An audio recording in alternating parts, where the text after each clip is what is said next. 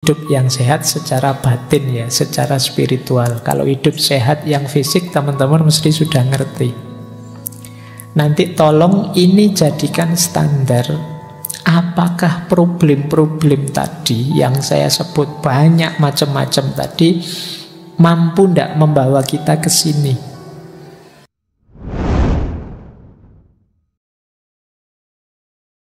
Bismillah.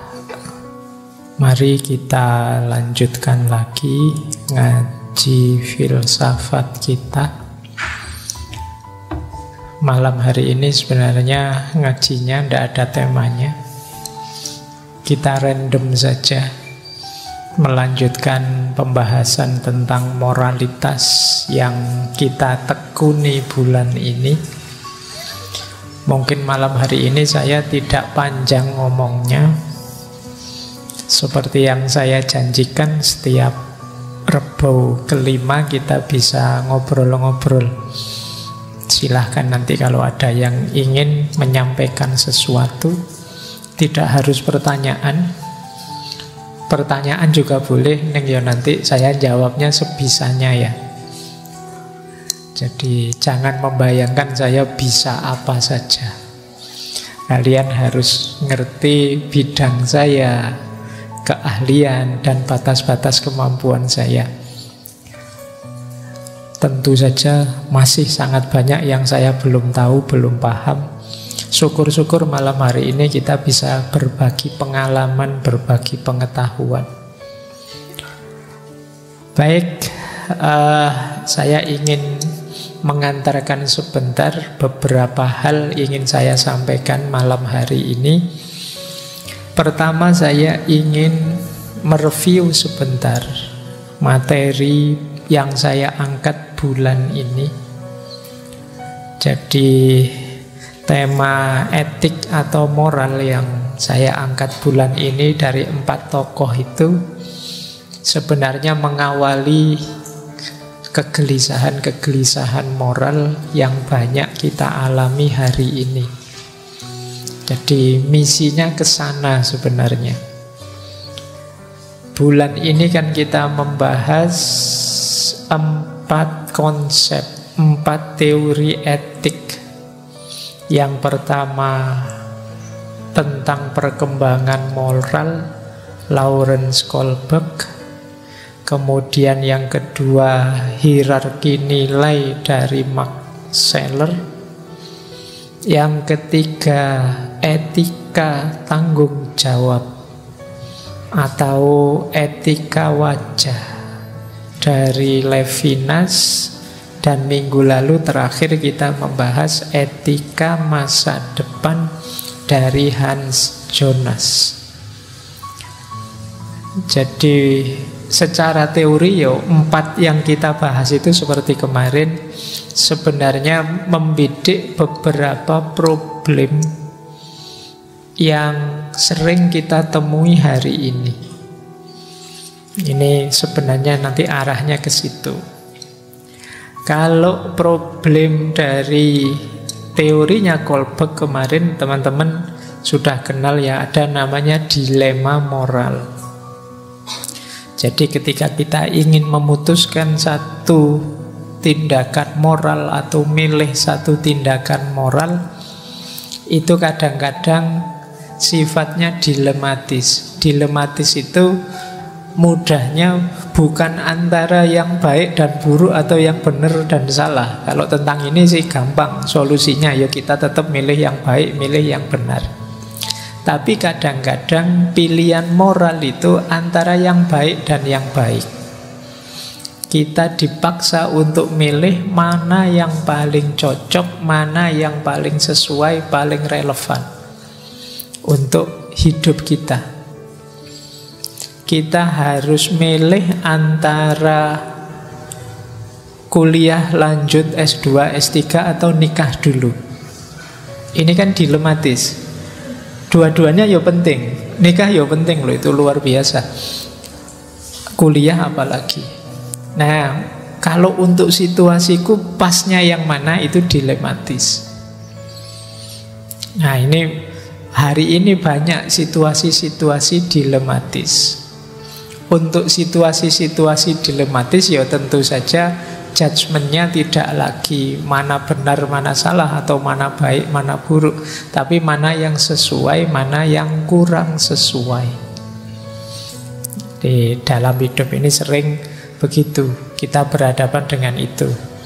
Lauren Kohlbeck punya teori perkembangan moral itu untuk menunjukkan kadang-kadang orang salah milih dalam dilema moral ini. Kenapa? Karena kematangan moralnya kurang tinggi. Jadi ada orang yang secara moral dia mungkin masih kanak-kanak, meskipun badannya besar, umurnya banyak. Jadi dia tidak bisa meningkatkan kualitas kapasitas moralnya. Di kemarin teori itu kan ada level 1, level 2, level 3. Orang yang hanya mencari kesenangan saja, atau orang mencari keuntungan, atau orang menyesuaikan dengan masyarakatnya, dan seterusnya. Kemarin di Lauren Kohlbeck sudah dijelaskan panjang lebar. Nah, kadang-kadang kita itu masih kekanak-kanakan moralitasnya, belum matang. Kita sering memutuskan dilema itu, kita pilih yang hanya menyenangkan kita saja. Kita nyari enaknya saja. Nah, kadang-kadang ada yang mental dagang, nyari yang paling menguntungkan. Enak mana nongkrong di kafe atau ngaji? Ini sama-sama penting juga. Nah, terus kamu milih, ngaji saja Pak, di sana kan juga ada kopinya gratis. Nah, ini pertimbangan keuntungannya. Kamu tidak mikir ngajinya dapat apa, yang penting sama kan. Malah kalau di kafe bayar, itu pertimbangan keuntungan. Mungkin ada yang pertimbangan lebih tinggi, yang nanti puncaknya ya prinsip-prinsip universal. Saya melakukan kebaikan ini karena memang ini hakikatnya baik. Nah, ini yang pertama. Jadi ayo, pesan dari materi pertama kita, ayo jadi orang yang matang secara moralitas, tidak kekanak-kanaan. Kekanak-kanaan itu berarti masih pertimbangan moralnya masih level-level awal, hanya nyari senang, nyari untung, dan seterusnya. Yang kedua, kemudian kita ketemu dengan Max Scheler. Dia punya hierarki nilai. Kalau tadi dilema moral, di Max Scheler ini tentang anggapan moral. Kalau di Scheler kan kita membaca apa saja, intuisi kita main. Oh, ini indah. Oh, ini baik. Oh, ini sakral, dan lain sebagainya. Nah, ini anggapan moral. Scheler ngajari kita hierarki. Ada nilai-nilai moral yang mutlak universal, ada nilai-nilai moral yang sementara. Yang sementara itu yang level rendah, kesenangan saja. Nah, ini juga mengajarkan kita untuk tahu prioritas. Mana yang harus kita dulukan, mana yang nanti saja. Nah, ini pelajaran dari hierarki moral. Hari ini, era hari ini, kita sering kehilangan yang penting demi hal yang tidak penting. Jadi ini banyak, apalagi di medsos-medsos, kadang-kadang kita kehilangan pertemanan, kehilangan persaudaraan hanya karena hal sepele. Mungkin karena yang satu jagoannya Argentina, yang satu jagoannya Portugal misalnya. Wong ya pertandingannya paling berapa minggu sih, tapi kamu sampai kehilangan persahabatan. Bahkan ada yang, saya lupa itu yang kejuaraan kapan itu, ada yang sampai bunuh diri karena idolanya kalah. Nah, ayolah kita ngerti kok, iya sepak bola penting, tapi ada nilai yang lebih penting dari itu. Kemarin kan kita punya kasus luar biasa itu di Malang, itu sehubungan dengan sepak bola. Nah, ini boleh pakai analisis versinya Scheler. Jadi antara nyawa dengan sepak bola misalnya mana lebih bernilai, antara ini dengan itu mana yang lebih tinggi. Nah ini jadi boleh teman-teman kalau ada yang sedang nulis tesis atau disertasi, teorinya Seller ini dipakai. Oke, ya kalau tadi di Lawrence Kohlberg itu moral yang masih kekanak-kanakan jadi penghalangnya. Kalau di Max Scheler ini yang jadi penghalangnya adalah kedangkalan. Kedangkalan itu kalian hanya memikirkan hal-hal sepele, melupakan hal-hal yang dalam. Nah ini kadang-kadang wong itu cuma game saja kamu bisa pertemanan putus misalnya. Wong itu permainan saja. Nah ini kita agak dangkal. Oke, itu pelajaran dari Scheler. Yang kedua, kalian harus tahu prioritas. Saya ada mahasiswa yang hampir kena DO karena dia asik main game online. Untungnya dia jujur. Biasanya tidak ngaku anak-anak itu. Ini dia berarti apa? Tidak mampu memposisikan yang penting sebagai penting. Jadi harusnya ya kuliah nilainya lebih tinggi dibandingkan rebahan main game. Bukan berarti jelek. Yo orang yo ada refreshingnya, tapi kalau refreshing terus-terusan namanya bukan refreshing. Jadi kalian harus tahu mana menu utama, mana cemilan dalam hidupmu. Cemilan itu ya posisikan sebagai cemilan, jangan jadi menu utama. Kalau kalian harusnya cemilan jadi menu utama, ya jangan salah kalau kolesterolmu naik, kesehatanmu kacau. Nah, ini pelajaran prioritas. Nanti dalam hidup kalian harus mampu milih mana yang lebih penting, mana yang tidak penting, mana yang nanti saja, mana ranking 1, ranking 2, ranking 3. Kebingungan-kebingungan kita banyak yang disebabkan oleh ketidakmampuan kita memprioritaskan. Rasanya kok semua penting ya Pak, ini penting, ini penting. Itu karena kamu tidak bisa memprioritaskan sesuatu. Latihanlah prioritas, karena hari ini banyak sekali hal-hal yang mendistraksi kita.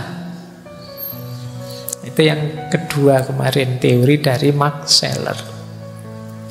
Yang ketiga, ini yang menarik, teori dari Levinas. Teori yang mengajarkan kita untuk jadi orang baik kepada sesama dengan etika wajahnya. Jadi kalau di Max Scheler ketemu orang itu adalah panggilan pada kita dari orang itu untuk memberi yang terbaik padanya.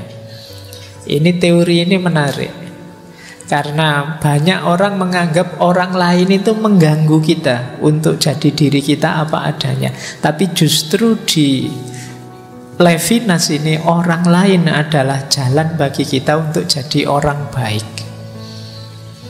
Ketemu siapa saja yang ada di pikiran kita, apa yang terbaik yang bisa aku lakukan untuknya. Jadi ini jalan kita untuk jadi orang baik. Kalau kita kadang-kadang bingung gimana ya cara jadi orang baik, posisikan saja orang lain sebagai sosok yang harus, kalau bahasanya Levinas, kita layani. Jadi begitu ketemu siapa saja, wah kok ketemu teman ini ya, di depan teman yang ini kira-kira apa yang terbaik yang bisa aku lakukan, yang bisa aku persembahkan untuknya. Ini yang disebut etika wajah. Begitu wajahmu muncul di depanku, yang ada di pikiranku apa yang terbaik yang bisa aku berikan padamu. Nah, ini kalau saya omongkan gini ringan ya, tapi kalau dijalankan ya abot.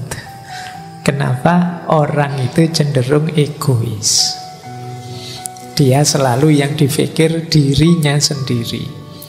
Etikanya Levinas menantang egoisme kita. Nah, orang itu belum terbukti kebaikannya yang sejati sebelum kelihatan kebaikannya di depan orang lain. Kamu kan tidak bisa ngaku, Pak aslinya saya itu baik kok Pak, cuma tidak kelihatan saja. Tidak ono. Harus kelihatan dan itu kepada orang lain. Nah itu teorinya Levinas. Oke ya, ini menarik kalau kalian bawa ke mode hidupmu hari ini sehari-hari termasuk di dunia maya. Jadi termasuk pergaulanmu di media sosial. Jadi mungkin di level konkret dunia nyata kita mungkin sering berperilaku seperti Levinas ini. Ingin berbuat baik pada orang lain, tapi kadang-kadang kita lupa kalau sudah masuk dunia maya. Nah nanti kita lihat ya, ada beberapa yang kita gelisahkan sehubungan dengan ini. Yang keempat, melanjutkan Levinas, sama-sama dari tradisi etik tanggung jawab. Ada minggu lalu kita angkat teori dari Hans Jonas, etika masa depan. Ini mirip dengan Hans Jonas, tapi dia minta kita, mbok yo kita itu ndak cuma mikir orang lain, tapi pikir juga masa depan. Ya ini mungkin sederhananya versinya Hans Jonas ya termasuk lingkungan alam sekeliling kita yang nanti kita tinggalkan untuk anak cucu kita. Tapi saya tambahkan ada lagi yang lebih penting hari ini yang perlu kita perhatikan untuk nanti diwariskan pada anak cucu kita, yaitu perilaku dan moralitas itu sendiri. Belakangan banyak hal-hal buruk, hal-hal immoral yang diwajarkan, dinormalkan. Nah ini khawatir nanti jangan-jangan generasi yang akan datang tidak kenal lagi nilai-nilai moral luhur utama yang hari ini kita junjung tinggi. Karena pelanggaran-pelanggaran norma moral kita normalkan, kita anggap biasa. Ini juga kita harus hati-hati. Tidak hanya menyediakan fasilitas sumber daya alam yang lestari untuk mereka, tapi juga sumber daya moralitas, nilai dan norma yang sesuai untuk mereka hidup. Nah, ini kalau bahasa kampusnya namanya lesson learn 1 bulan ini. Bayangkan kalau ngaji ini sukses, manfaat, itu kalian jadi sosok yang mampu mengatasi dilema moral, mampu menetapkan prioritas hidup, yang mampu mendorong dirimu sendiri berbuat baik pada sesama dan melakukan perbuatan demi anak cucu kita. Oh itu sudah luar biasa materi 1 bulan ini.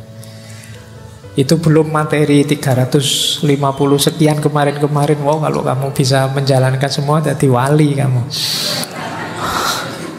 Iya. Cuma ya pelan-pelan ya kita belajar. Saya juga belajar ini. Baik, nah kuncinya itu ya. Ayo sekarang kita agak bahasa saya ya, mengutarakan kegelisahan-kegelisahan kita. Kalau ini kan idealnya. Coba kita tengok sebentar kegelisahan kita ya, berhubungan dengan moral. Saya membeli judul tadi itu kegelisahan moral. Saya ambil sebentar definisi kegelisahan moral itu dari psikoanalisisnya Freud. Jadi kata Freud itu kegelisahan itu situasi ketika ego diancam oleh id dan superego.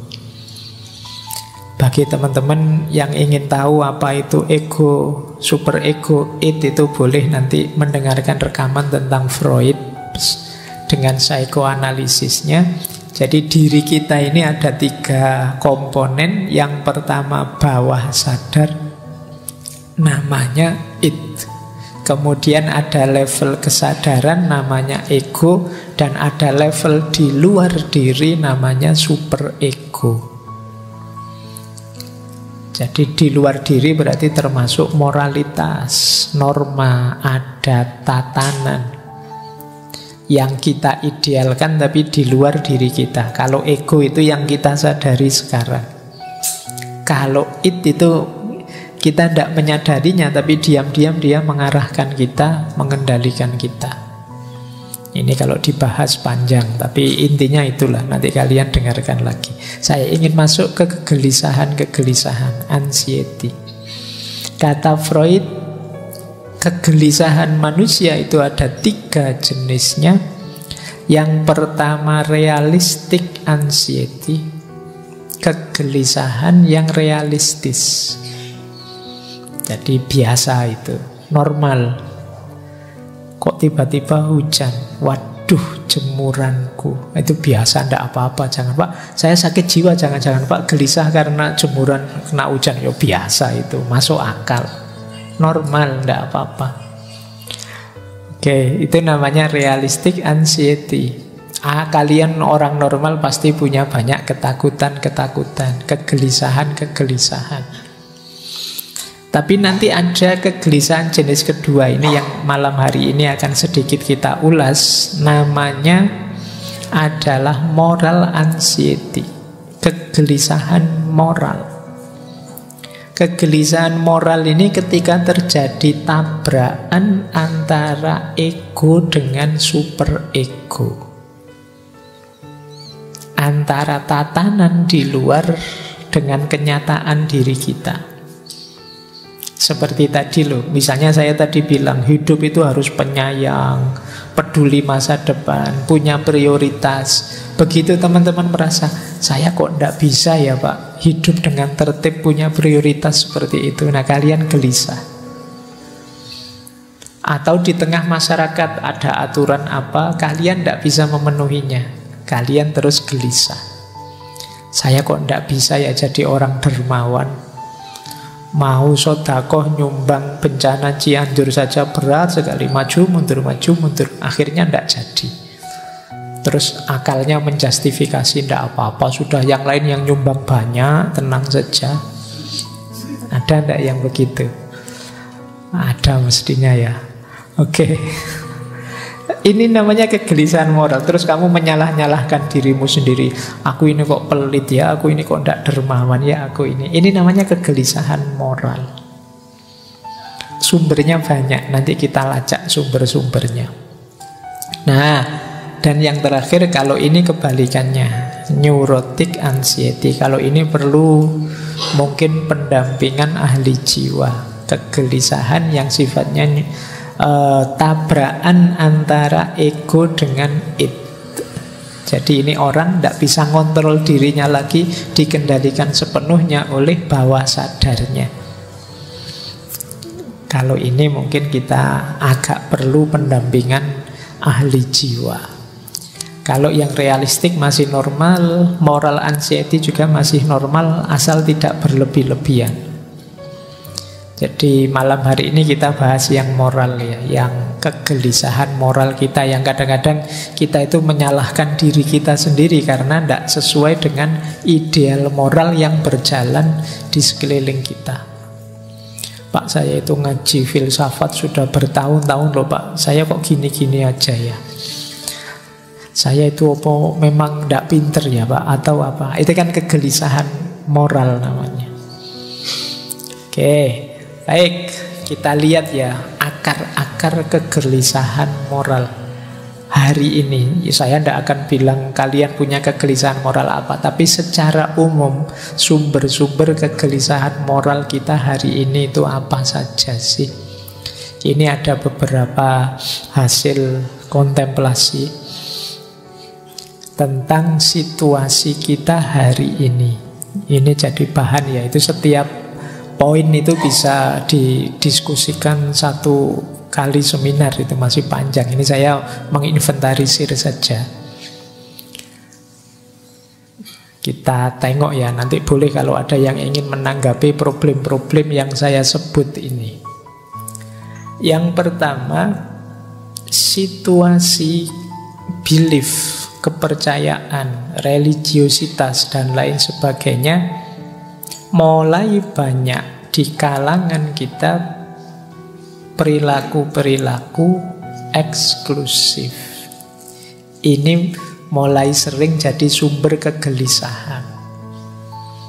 Jadi eksklusif itu bahasa Arabnya jamid, jumud, kaku, macet, mandek. Jadi ada artikel yang kemarin saya baca yang bilang bahwa Indonesia itu sekarang growing intolerance. Mulai tumbuh, mulai besar perilaku-perilaku intoleran. Ini bagian dari kegelisahan. Jadi sistem, kalau istilahnya seorang filosof Muslim yang namanya Abid Al-Jabiri, situasi dunia Islam hari ini itu situasi akidah yang eksklusif. Jadi merasa pandangannya adalah yang paling benar. Tidak bisa membedakan antara agama dengan pemikiran keagamaan. Ini katanya Abid Al-Jabiri tadi. Jadi orang sulit membedakan ini Al-Quran. Kalau Al-Quran pasti benar. Kalau ini pemahamanku terhadap Al-Quran bisa saja keliru. Wong aku manusia. Nah, orang susah membedakan ini. Seolah-olah pemahamanku terhadap Al-Quran itu levelnya sama kayak Qurannya. Tidak boleh disalahkan. Nah, ini mengundang kegelisahan-kegelisahan. Wong ulama zaman dulu saja itu kalau sudah mengeluarkan pikiran-pikiran luar biasa, selalu mengakhirinya dengan wallahu a'lam bissawab. Allah lah yang tahu yang paling benar yang mana. Kalau aku manusia hanya berusaha mencapai pengetahuan, mencapai kebenaran itu. Aku bisa salah. Kalau Al-Quran pasti benar. Pemahamanku terhadap Al-Quran juga bisa keliru. Kesadaran ini sulit dimiliki hari ini ya. Orang mungkin karena pengaruh medsos dan lain-lain, nanti kita lihat, membuat terus situasinya jadi jamid tadi, kaku. Nah, ini PR ya. Saya bilang setiap tema bisa dibahas panjang lebar. Saya mancing saja. Silahkan nanti kalian renungi situasi ini. Yang kedua, kalau tadi sistem kepercayaannya, sistem sosial kita. Sistem sosial kita hari ini modelnya masih model Qabilah. Qabilah itu sistem sosial yang fanatik. Ya kalau zaman dulu Qabilah itu suku ini, suku itu. Kalau sekarang ya mungkin aliran ini, aliran itu, partai ini, partai itu, mazhab ini, mazhab itu. Jadi sistem sosial yang fanatik. Jadi kalau bahasa Arabnya ya asobiyah. Ini jadi akar kegelisahan moral juga hari ini. Kalau orang sudah fanatik itu right or wrong ya karena aliranku ya harus aku bela. Karena kelompokku harus benar terus. Nah ini perlu juga jadi bahan renungan kita ya. Ada kegelisahan semacam ini hari ini. Apa dulu tidak ada Pak? Dulu ya ada. Sekarang lebih kelihatan karena media sosial. Yang ketiga, sistem budaya. Sistem budaya kita masih polanya inferiority. Kita ini masih sering rendah diri. Sehingga akhirnya modelnya di situ tak tulis taklid. Jadi taklid itu ya ikut saja pokoknya. Ikut idola-idola. Semoga di sini tidak ada yang mengidolakan ngaji filsafat. Karena diidolakan itu diberhalakan. Jadi ya ini ngaji bagus, tapi tidak selalu isinya mesti baik, mesti benar. Mungkin benar tapi tidak selalu relevan sesuai untuk hidupmu, dan seterusnya. Jadi kalian harus kritis. Jadi jangan bikin qobilah sendiri. Kita sudah terlalu banyak qobilah. Ayo yang cair. Nah, jadi sistem budayanya kita hanya niru taklid. Untuk budaya sendiri kita agak inferior. Boleh dicek dalam banyak hal. Tren kah? Tradisi kah? Acara, kegiatan kah? Itu biasanya kita kiblatnya kemana-mana. Film saja sama-sama film laga gitu, ya tetap milih yang luar kita. Yang film kita anggap level film apa Indonesia apa? Enggak. Yang luar. Kita masih inferior. Jangankan yang budaya, mau kita ketemu orang luar saja kadang-kadang kan rasanya beda. Sudah mahasiswa S2, S3 ketemu turis saja, ngajak ngomong saja grogi, khawatir diajak ngomong bahasa Inggris. Merasa Inggrisnya tidak bagus. Kalah berani sama guide-guide itu kadang nekat. Pedagang-pedagang itu juga lebih berani dari kalian kadang ngomongnya. Masih ada inferiority secara budaya. Jadi membaca saudara-saudara teman kita itu agak mudah, karena tinggal dicari ini orang ini idolanya siapa sih, patronnya siapa, tidak jauh-jauh dari situ. Nah, ini kegelisahan tersendiri. Yang keempat, sistem politik kita imbas dari qobilah, imbas dari eksklusivitas tadi, imbas dari inferioritas tadi. Sistem politik kita banyak berpola egoistik, anania ini melanjutkan yang sistem fanatik tadi. Kepentinganku nomor satu. Meskipun kadang-kadang pakai istilah mengatasnamakan kepentingan orang banyak, kepentingan rakyat, tapi sebenarnya kelihatan sekali masih egoistik, anania. Jadi hanya mengejar kesuksesanku, keberhasilanku. Ku ini bisa kecil, bisa besar. Besar itu berarti satu kelompok, organisasiku. Nah, ini kegelisahan selanjutnya. Nanti silahkan kalau ada yang ingin menanggapi ya. Mungkin ada masukan-masukan. Sengaja temanya tidak saya bahas detail. Mungkin nanti ada yang menanggapi. Kemudian ada sistem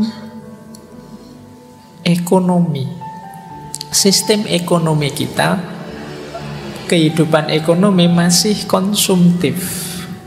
Kata tadi filosof Abid Al-Jabiri, sistem jenisnya ghanimah. Dapat sesuatu dihabiskan untuk kebutuhan. Ini sistem konsumtif. Jadi inginnya mengkonsumsi, bukan memproduksi. Saya yakin teman-teman ini sebagian besar cita-citanya, Pak, nanti saya kerja, mapan, terus bisa punya rumah, punya mobil, kemudian beli HP yang speknya tinggi dan laptop yang speknya tinggi, beli dan mengkonsumsi. Mental kita masih mental konsumen. Ini PR juga. Jadi ada enggak di sini yang bercita-cita produksi? Pak, saya ingin gimana nanti sukses bikin HP sendiri, kemudian kalau ada yang begitu bagus. Tapi kita ini konsumen. Konsumen itu mau tidak mau dia akan disetir oleh produsen. Jadi wong kalian Twitter error sehari saja kan heboh. Kalian tidak mikir kapan kita bisa program bikin sendiri selevel Twitter versi kita. Enggak. Kita ini konsumen, jadi diblokir sehari atau error sehari kita pontang-panting sudah. Nah, ini secara ekonomi kita begitu. Kita ingin kerja dan menghabiskannya untuk kebutuhan kita saja. Seperti sistem ghanimah. Ghanimah itu makna literalnya rampasan perang. Jadi kehidupan suku zaman dulu itu ya diperoleh antara lain dengan menyerang suku yang lain. Kalau suku yang lain kalah dapat rampasan banyak. Rampasannya dibagi-bagi rata, kemudian dinikmati. Kalau sudah habis, yo nyari suku yang lain untuk ditaklukkan lagi. Ini sistem ghanimah. Ya kayak kita ingin kerja, kemudian buat beli, kalau habis yo kerja lagi buat beli lagi. Jadi kita seperti yang saya ceritakan dulu waktu menjelaskan one dimensional man-nya Marcuse itu kan, manusia modern itu ya dijebak untuk bekerja mati-matian terus menikmati. Kalau menikmati habis kerja lagi. Kita tidak ada akhirnya. Nah, ini sistem ghanimah. Dan yang terakhir, situasi hari ini sistem komunikasi. Ini yang sering kita prihatinkan bersama. Orang menyebutnya era post-truth. Kalau bahasa Arabnya ini saya agak ijtihad. Mungkin istilah yang pasnya pakai bahasa Arab itu satohiyat. Satohiyat itu kayak satohatnya para sufi. Ya satohatnya para sufi mending dia karena kedekatan dengan Allah, asiknya dekat dengan Allah. Kalau kita ngelantur karena asiknya kita main HP, ngomongnya tidak jelas, tidak kontrol dan lain sebagainya. Banyak hal tidak penting terus dipentingkan dan lain sebagainya. Ini sistem komunikasi yang satohiyat. Orang menyebutnya post-truth. Nah, ini akar-akar tadi ya, kegelisahan moral. Ini mengepungmu di sekelilingmu. Saya tidak tahu kalian level kesadaranmu di mana, tapi bagi orang yang punya kesadaran kritis, 6 hal ini menggelisahkan. Kecuali orang yang kesadarannya deterministik. Apa hidup ini dijalani saja, ngapain ruwet-ruwet mikir begitu. Atau yang punya kesadaran naif. Kesadaran naif itu orang yang saya tahu sih Pak ada masalah, tapi yo so what gitu loh. Biar saja lah masalah, biar masalah. Silahkan yang ahlinya menyelesaikan, saya yo menikmati saja. Ini orang naif. Nah, kalian ada di mana, ingin berkontribusi apa terhadap problem-problem ini, silahkan kalian pertimbangkan. Saya tambahi lagi ya, biar kamu tambah sumpek. Malam hari ini pokoknya saya tidak ngasih teori, ngasih solusi, saya ngasih masalah. Hari ini kita ada di situasi namanya mass mediated reality. Realitas itu sekarang sampai ke kita melalui mass media. Kalau dulu orang menyebut pengalaman itu kan bayangannya terjun langsung, ngalami langsung. Sekarang tidak. Pengalaman hidup itu diperoleh melalui mass media. Maka namanya mass mediated reality. Sekarang apa yang tidak lewat mass media? Ngaji sekarang yo YouTube. Para ustadz, para ulama, para kiai yo punya channel sendiri-sendiri. Apalagi makanan, apalagi semuanya lewat mass media. Nah, apa efeknya mass media yang jadi fokus realitas hari ini? Itu inventarisir saya, ada beberapa efeknya. Ini boleh nanti kalian protes ya, ini pembacaan saya. Mass mediated reality itu yang pertama membuat hidup jadi dangkal. Ya kan? Rasakan bedanya yang ngaji HP-mu atau kalian ngaji sendiri. Ya tentu saja vibrasinya beda, kedalamannya berbeda. Meskipun HP-mu fasih sekali, enak sekali kalau ngaji. Wong itu memang rekaman. Dengan kamu yang ngaji itu kedalamannya jauh berbeda. Bela sungkawa hadir langsung mengucapkan, kemudian ketemu orangnya jauh beda dengan bela sungkawa yang kamu lewat WA copy paste saja. Anggota grup 100 isinya copy paste kabeh. Loh, oh ya kan? Jadi orang lebih mementingkan citra. Orang lebih mementingkan tampilan. Makanya hidup cenderung terus jadi dangkal. Itu nanti jangan-jangan lama-lama ya tempat-tempat rekreasi itu sepi. Orang prinsipnya ngapain capek-capek datang ke sana. Nonton screensaver saja sama saja indah. Bisa saja nanti begitu. Nah, coba kalian rasakan ya, intimnya ketemu langsung dengan hanya lewat media sosial. Rasakan yang kemarin waktu pandemi, yang mau tidak mau kalian hanya berinteraksi via media sosial, dengan sekarang sudah bisa ketemu langsung. Ngaji gini aja kan rasanya beda kedalamannya. Oke, baik. Yang pertama itu PR kita. Bukan berarti kalau begitu ndak HP-HP-nan Pak, ndak. Ya kamu harus lebih cerdas menyikapinya. Yang kedua, hari ini itu noisy, riuh. Kenapa? Orang semua ingin menunjukkan dirinya. Karena citra dianggap lebih penting daripada kenyataannya. Jadinya ruamenya luar biasa. Kamu boleh ngitung, kamu punya berapa grup di HP-mu, kemudian berapa ratus WA yang tampil di HP-mu hari ini, terus kamu hitung mana yang penting, mana yang tidak. Dari ratusan postingan itu berapa yang penting?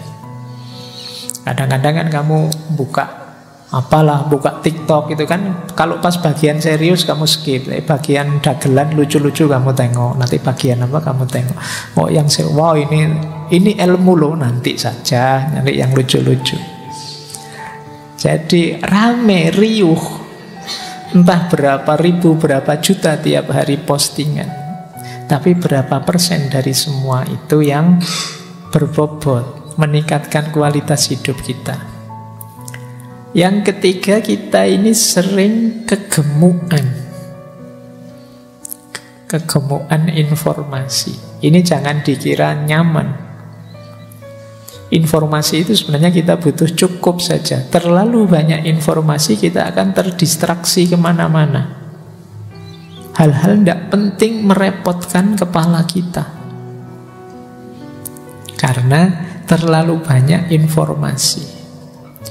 Kita kan tidak cukup tahu bahwa misalnya kemarin sepak bola yang menang ini, yang kalah ini. Kan kita terus masuk, kenapa kok menang, kenapa kok kalah. Jangan-jangan ini atlet ini tadi malam gegeran sama istrinya, makanya mainnya tidak serius. Ini kamu sampai ke situ mungkin. Jadi kegemukan informasi kadang tidak relevan dengan kebutuhanmu. Nah, ini juga sering jadi masalah. Kalau kalian tangguh, punyalah filter. Kalau ada hal-hal yang tidak penting, di skip saja. Aku tahu tentang ini juga tidak ada manfaatnya kok, lewati saja. Apa sih pentingnya kalian tahu artis ini sebentar lagi cerai loh Pak, sekarang sudah pisah ranjang, kemarin di wawancara itu. Jadi kamu paham bener yang tentang itu. Eman-eman. Ya memang HP-mu mungkin isinya macam-macam, tapi yang jadi fokusmu kan itu. Ya saya tahulah di HP-mu ada downloadan buku ini, buku itu, tapi kan nggak pernah kamu tengok. Yang penting wis download, kamu nyaman sudah, dibaca juga enggak. Baik, itu kegemukan. Yang keempat apa? Ketelanjangan. Apa sih sekarang yang enggak kamu pamerkan keluar? Yang menelanjangi bukan orang kok, kamu sendiri. Orang itu ngerti detik per detik kamu sedang ngapain. Kenapa? Kamu tidak berhenti posting. Ngaji ini saja, nanti berangkat ngaji nih di MCS. Nah, ya kan? Sampai depan ngantri nih kopi. Duduk kamu foto lagi, posting lagi. Entah berapa kali posting kamu sekali ngaji. Wong kamu sendiri yang pamer. Kadang makan siang, wah menu hari ini itu kamu foto. Nah itu kan kelakuanmu begitu hari ini. Jadi yang menelanjangi dirimu kamu sendiri. Jangan kaget nanti kamu begitu ketemu kenalanmu, wah ayo kita makan bakso. Loh kok tahu saya seneng bakso? Kamu tiap hari pamer bakso. Jadi kamu sendiri yang bongkar siapa dirimu. Itu yang istilahnya ketelanjangan. Ranah privat habis sudah. Padahal hidup itu indahnya kan kalau masih ada yang misteri-misteri tersembunyi dari diri kita, bikin orang penasaran, itu kan malah ngejar-ngejar. Tapi kamu sekarang terbuka semua sudah, tidak bikin orang penasaran lagi. Kalau itu pertarungan, itu kamu kalah sudah. Kenapa? Dirimu terbuka total. Orang tahu kelemahanmu, orang tahu di titik-titik mana kamu senang dan di titik mana kamu marah. Dari kamu sendiri yang menelanjangi dirimu. Nah, kemudian ada lagi istilah saya kengawuran. Ini ada istilah misinformasi, disinformasi, malinformasi. Kalau misinformasi salah paham. Disinformasi itu kita tahu ini berita tentang itu, tapi kita pakai untuk yang lain. Ini sebenarnya berita kecelakaan, tapi kita pakai ada pembantaian misalnya itu. Disinformasi. Ada malinformasi, kita memang sengaja ngarang biar rame yuk. Nah itu malinformasi. Ini kok grup sepi ya, wah kamu terus bikin goro-goro apa, posting gambar yang apa, yang terus kamu komentari apa, orang jadi rame. Cuma ingin bikin rame saja. Terus kita ngawur hari ini. Kita sering dibingungkan oleh hal-hal yang ngawur itu. Selain ngawur apa? Ngeyel. Saya tidak tahu bahasa Indonesia ini ngeyel itu apa. Ya tak tulis ngeyel saja, kengeyelan. Keras kepala mungkin ya pasnya ya. Jadi ngeyel itu gimana sih hari ini? Kalau zaman dulu orang itu kayak filsafat ya, kayak René Descartes itu I think therefore I am. Aku berpikir maka aku ada. Kalau sekarang enggak, I believe therefore I am right. Pokoknya kalau aku yakin benar ya benar wis pokoknya. Wis kamu dikritik enggak bisa sudah. Nanti didukung oleh Google juga kan. Pendirianmu itu selalu disupport oleh Google. Pencarianmu selalu diberi lebih oleh Google. Kamu tambah ngeyel sudah. Nah, begitu kamu cari apalah misalnya Fakhruddin Faiz sesat misalnya.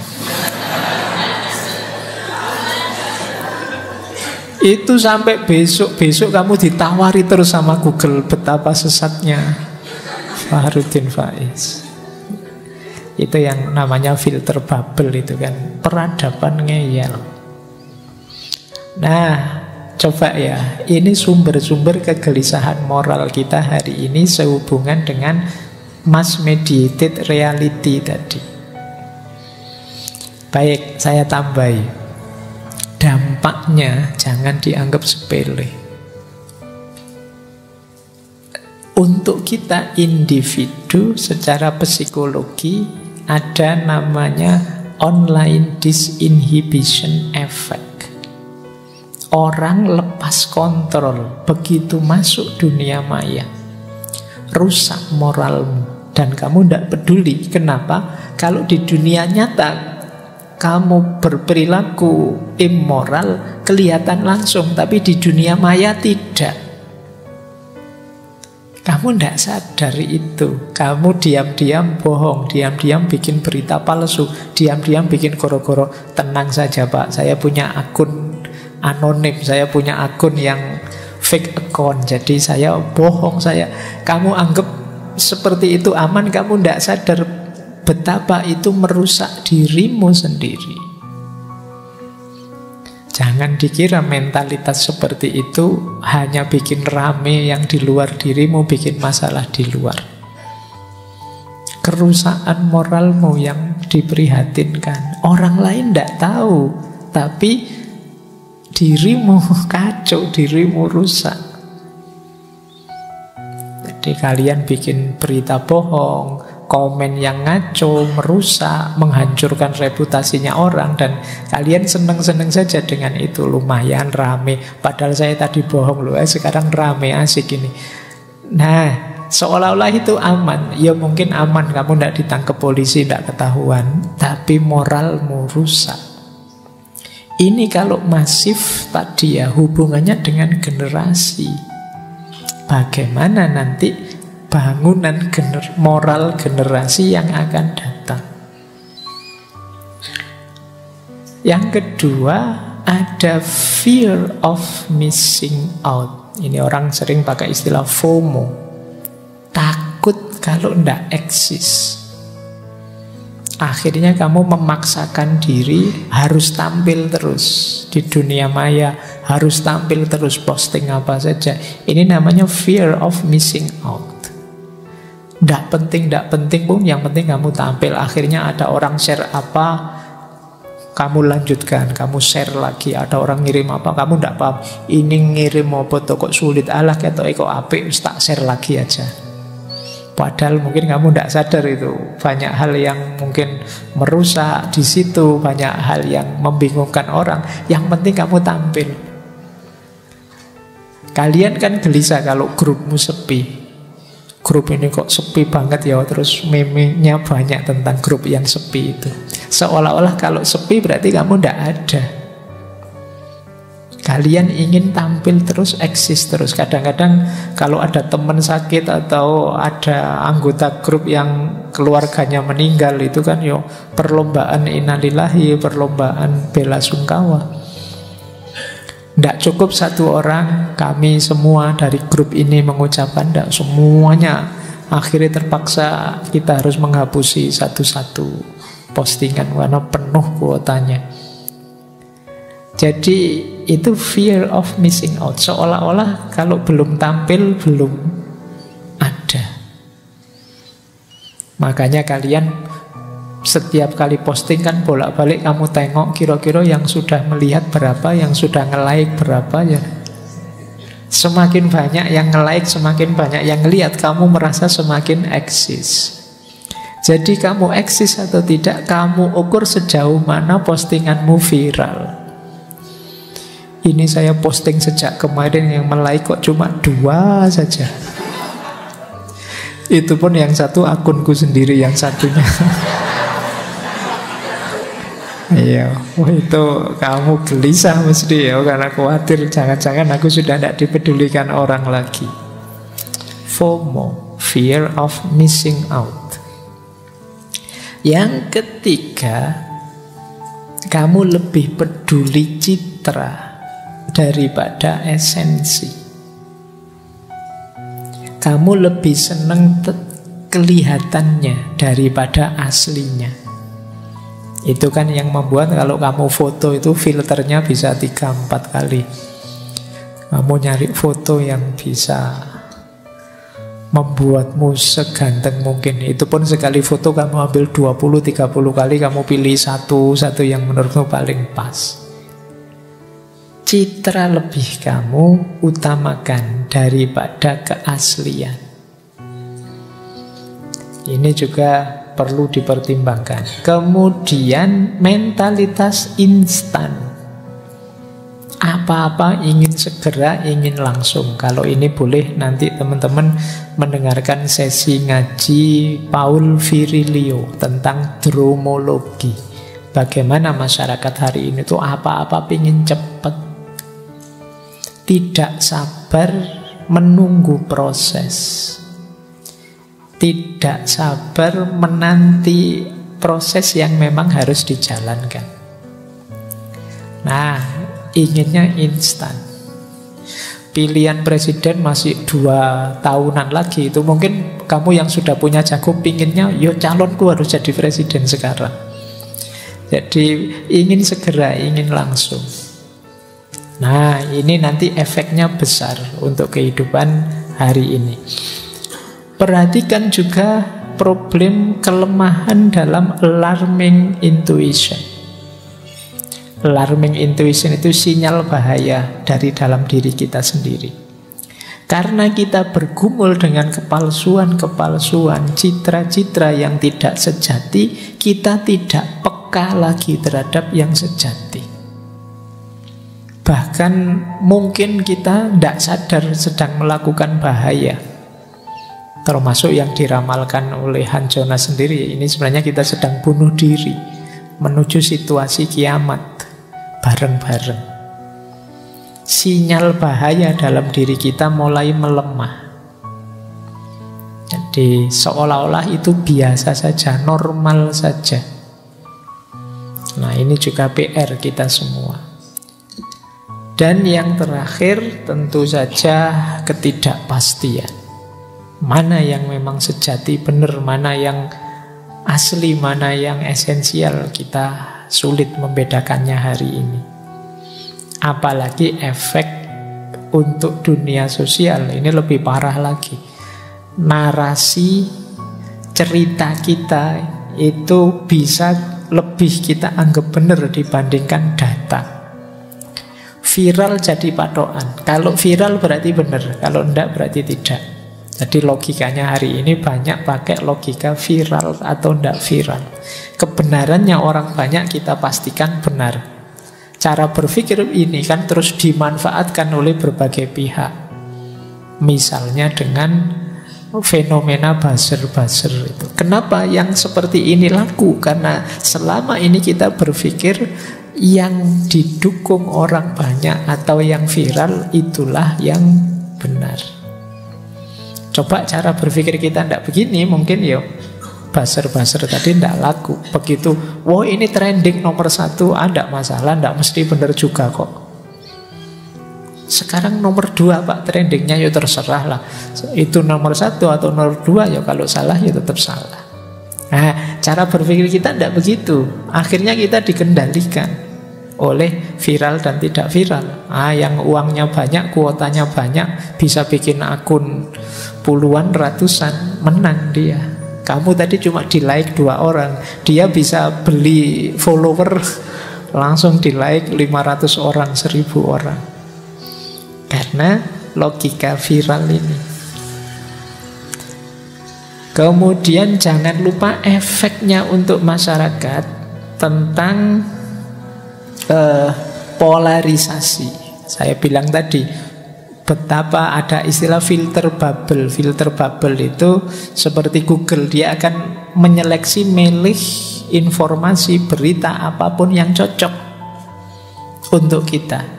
Maka kita tambah mantap dengan kebenaran kita, tambah yakin salahnya yang lain, kita tambah terpolarisasi. Kita lebih suka mendengarkan gema suara kita sendiri lewat Google. Loh kan saya bener toh, nah kan saya cocok toh, buktinya ini, buktinya ini. Dan Google menyuplai terus bukti-bukti yang cocok. Bukti yang lain gak ditampilkan ke kita, dia memberi yang kita inginkan saja. Ini problem. Jadi semakin menegaskan perbedaan, akhirnya ya polarisasi tambah kuat. Ideologi-ideologi semakin bermunculan, kita rasanya semakin jauh dengan sesama saudara. Nah, yang terakhir tentu saja banyak hal yang penting terlewatkan hanya untuk hal-hal yang tidak penting. Ini juga perlu jadi perhatiannya teman-teman. Ini dampaknya. Jadi arena hidup kita hari ini yang mengundang kegelisahan moral tadi agak berat.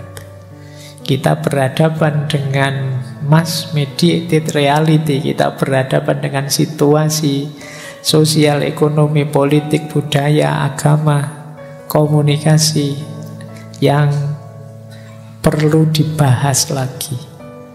Ada banyak yang menggelisahkan. Saya tidak bilang semuanya begitu, tapi fenomena semacam ini mulai bermunculan.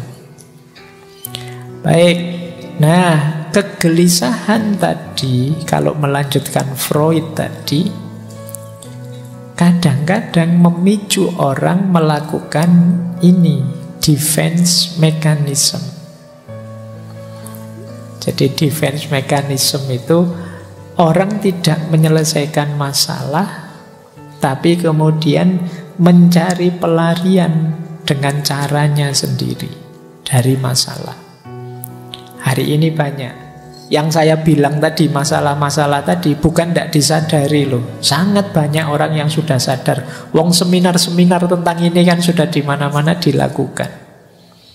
Tapi ada orang yang repression. Repression itu disingkirkan itu semua dari kesadarannya, dari pikirannya. Sudahlah, tidak usah mikir itu, ngapain. Ya kayak kalian nanti loh, setelah ngaji ini selesaikan, sudah balik lagi seperti sebelumnya. Ini namanya repression. Kegelisahan yang saat ini muncul nanti kamu singkirkan. Itu namanya repression. Ada lagi yang kedua, denial. Denial itu orang menyangkal. Enggak lah, enggak begitu. Yo ada yang begitu, tapi yo enggak semuanya lah. Enggak begitu-begitu amat lah. Denial, menyangkal. Ini juga cara defense mechanism. Jadi ini tidak mencari solusinya, tapi ingin keluar dari masalahnya dengan mekanisme kejiwaannya.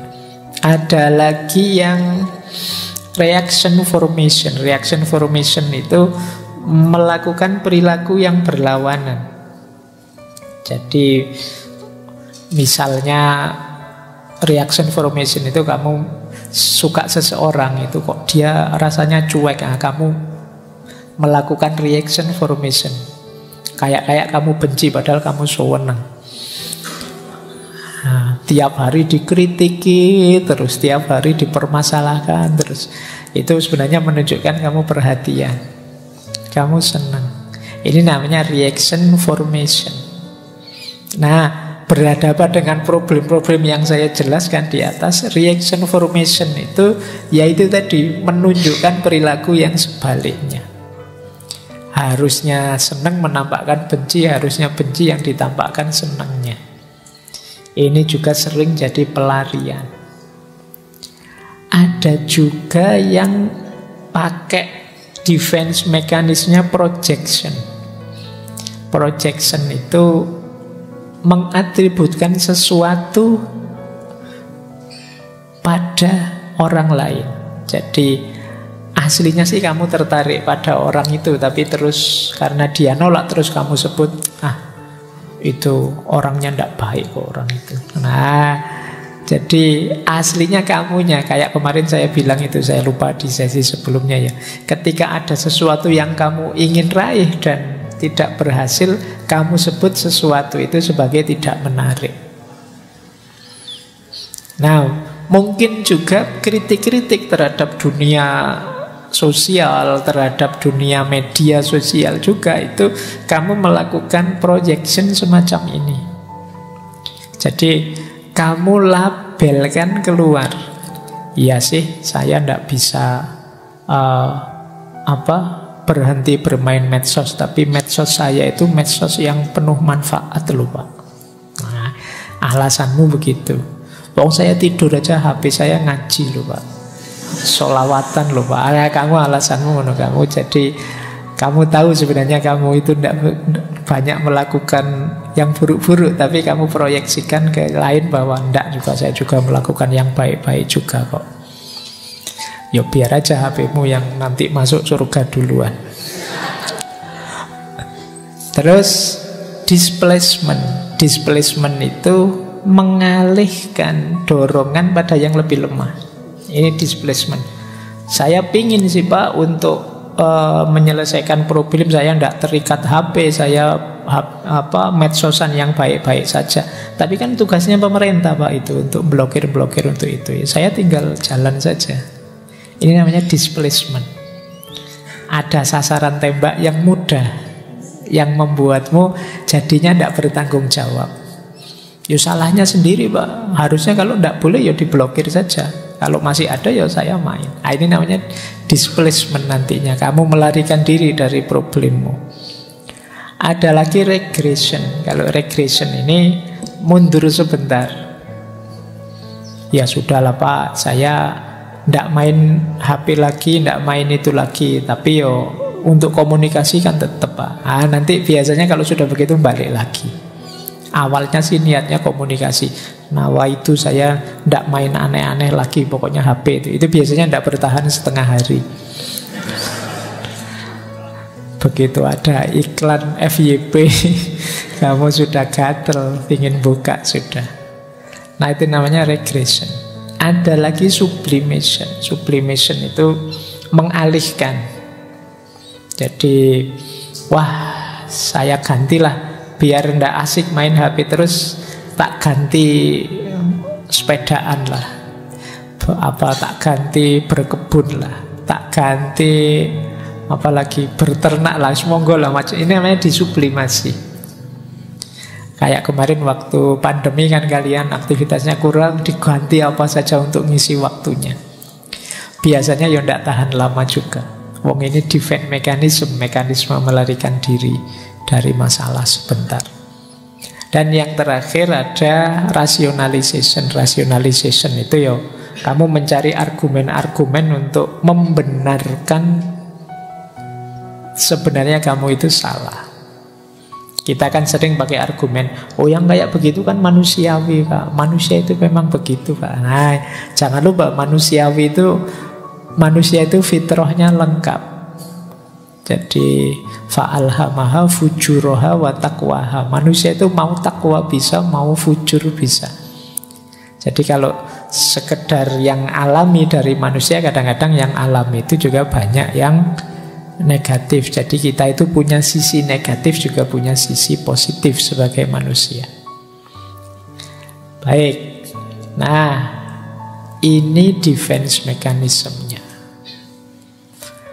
Oke, jadi itu problem-problem kita. Saya tidak tahu teman-teman seperti apa menanggapi masalah-masalah peradaban hari ini, kegelisahan-kegelisahan moral yang saya jelaskan tadi. Untuk menutup malam hari ini, coba ini nanti jadi bahan renungannya. Inilah hidup yang sehat. Hidup yang sehat secara batin ya, secara spiritual. Kalau hidup sehat yang fisik, teman-teman mesti sudah ngerti. Nanti tolong ini jadikan standar. Apakah problem-problem tadi yang saya sebut banyak macam-macam tadi mampu tidak membawa kita ke sini? Jadi yang pertama, hidup sehat secara spiritual itu adalah hidup yang penuh makna dan sadar tujuan. Ayo teman-teman tanyakan pada dirimu, hidupmu ini untuk apa? Tujuannya mau kemana? Ini namanya aspek meaning. Mulai tanyakan itu, kemudian coba dicek semua fasilitas, semua yang kamu mampu kamu miliki, kira-kira sudah atau belum kamu gunakan untuk mencapai tujuanmu. Nah, ini standar pertama ya. Ayo hidup yang bermakna. Bukan berarti kamu tidak boleh main HP, tapi HP-mu mendukung terhadap kebermaknaan hidupmu dan realisasi tujuan hidupmu.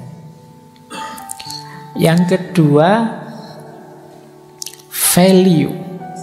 Value itu hidup yang menghargai kepercayaan dan tatanan, hidup yang punya standar. Ini baik, ini buruk, ini indah, kalau itu tidak. Ini namanya value.